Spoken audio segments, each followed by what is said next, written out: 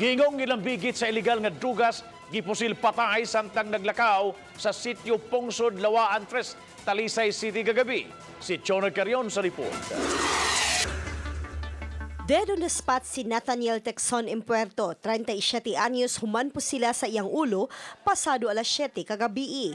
Ang biktima giingong naglakaw lang sa interior portion sa maong sitio Pungsod sa dihagi pusil sa wa pa mailhing suspitsado.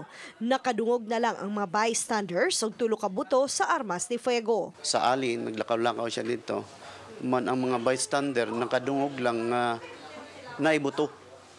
Naibuto man pagtanaw nila is nagabulagta, natumba din ang biktima.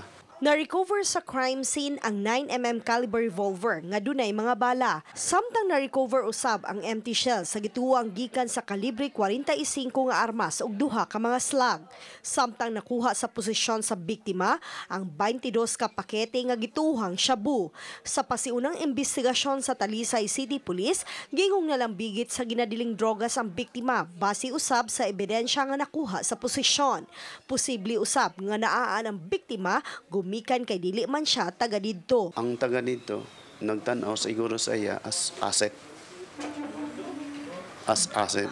Oo, naaan siya. Pero Nasya siya po 22 pieces sa iyang control niya. Uban ni Marlon Melgaso, Chona Carion, Balitang Bisdak.